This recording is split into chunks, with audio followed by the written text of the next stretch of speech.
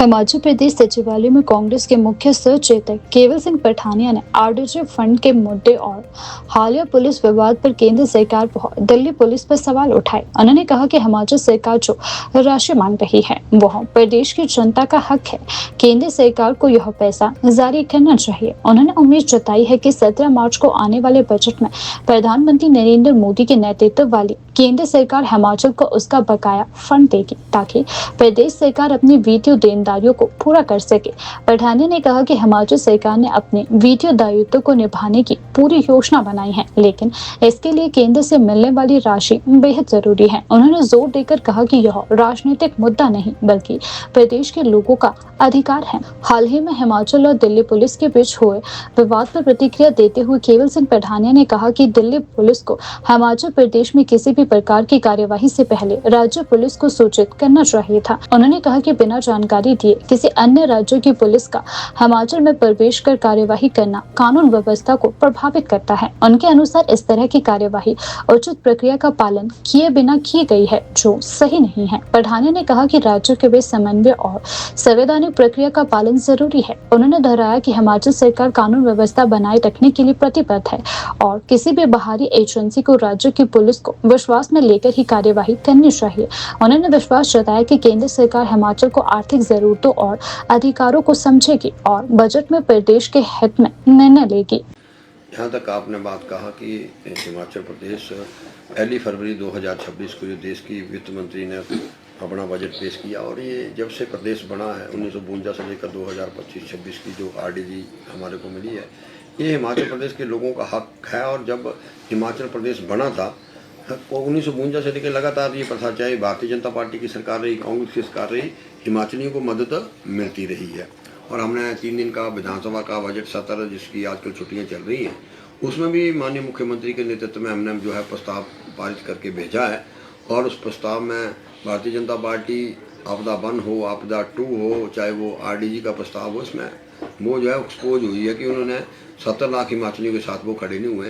तो माननीय मुख्यमंत्री महोदय ने भी कहा था, नेता विपक्ष अगर उनके नेतृत्व में चलना तो उनके नेतृत्व में चलो, और हम जो है वो माननीय प्रधानमंत्री और देश के वित्त मंत्री से मिलते हैं। तो ये हमारा हक है और ये हक जो है वो न केवल कांग्रेस सरकार का है, 70 लाख हिमाचलियों का हक है।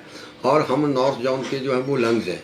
अगर हमारा पौंग का पानी अगर राजस्थान और हरियाणा और पंजाब जा रहा है तो हिमाचल की कंट्रीब्यूशन है। अगर हमने 1985 से लेकर ग्रीन फेलिंग पे बैन लगाया है तो उसमें अगर चंडीगढ़ का टेम्परेचर कम रहता है, पंजाब का टेम्परेचर कम रहता है, तो बहुत बड़ी हमारी इकोलॉजी और एनवायरनमेंट के लिए हमारी जो है वो कंट्रीब्यूशन है। 14,000 मेगावाट जो है बिजली हम पैदा करते हैं। यही नहीं, अगर हमारी देनदारियाँ जो BBMP ने सुप्रीम कोर्ट से कह के रखा हुआ है, वो देनदारियाँ भी केंद्र की सरकार दे, तो हिमाचल प्रदेश जो है वो आत्मनिर्भर उसके और अग्रसर होगा। लेकिन ये जो आरडीजी बंद की है, सरासर हिमाचल लोगों के साथ अन्याय है। और हम चाहते हैं कि 17 तारीख को जो है माननीय वित्त मंत्री इस जब बजट को पास करेंगी तो हमारा रेवेन्यू डेफिसिट ग्रांट जो हमारा प्रदेश है उसमें जरूर हिमाचल प्रदेश में 70 लाख हिमाचलियों को आ सके, वो हिमाचल के इस मामले को जो है जरूर अपने में ध्यान में रखकर और देश के प्रधानमंत्री हमारे को जो है इसमें मदद करें। यहाँ तक माननीय मुख्यमंत्री महोदय का सवाल है, मुख्यमंत्री जी ने तो कल भी अब बैठ के ले रहे हैं, चाहे वो पेंशन की बात है, चाहे वो विधवा पेंशन की बात है, वेलफेयर की स्कीम्स की बात है।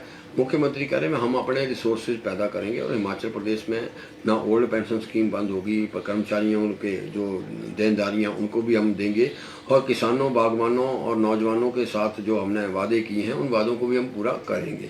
लेकिन उसके बावजूद भी 10,000 करोड़ रुपया बहुत बड़ा अमाउंट होता है। तो चाहे भारतीय जनता पार्टी हो चाहे कांग्रेस हो, 70 लाख हिमाचलियों का जो है वो पैसा है।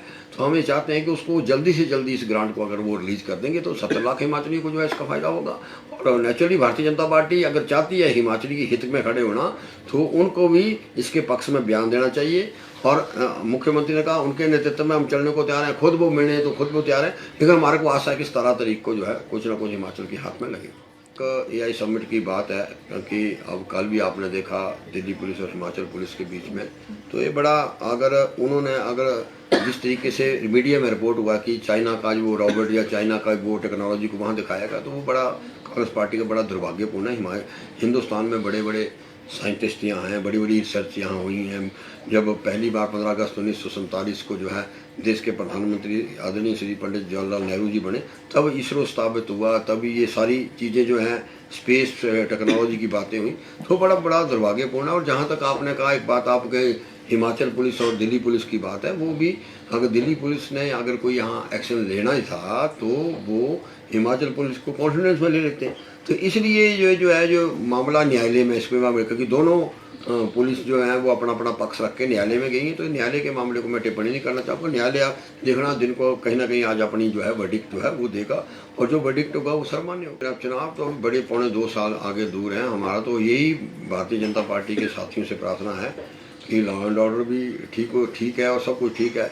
ये जो 10,000 करोड़ रुपये आपके चैनल से, ये इनसे प्रार्थना करना चाहता हूँ, ये कोई कांग्रेस के सरकार का पैसा नहीं है, देश के सरकार का फेडरल स्ट्रक्चर में हमारा हक है। और उस हक को दिलाने के लिए आपके चैनल के द्वारा मैं भारतीय जनता पार्टी के आदरणीय सम्मानीय नेता आदरणीय जगत प्रकाश नड्डा जी से, 7 हमारे मेंबर ऑफ पार्लियामेंट जीत के गए हैं वो हमारे विपक्ष के नेता, उनसे विनम्र प्रार्थना करना चाहता हूँ, आप मुख्यमंत्री जते आपके नेतृत्व में, ये तो आप खुद बोले, जिससे कि ये पता लगे कि भारतीय जनता पार्टी ने भी पक्ष रखा और 70 लाख हिमाचलियों को उनको हक दिया।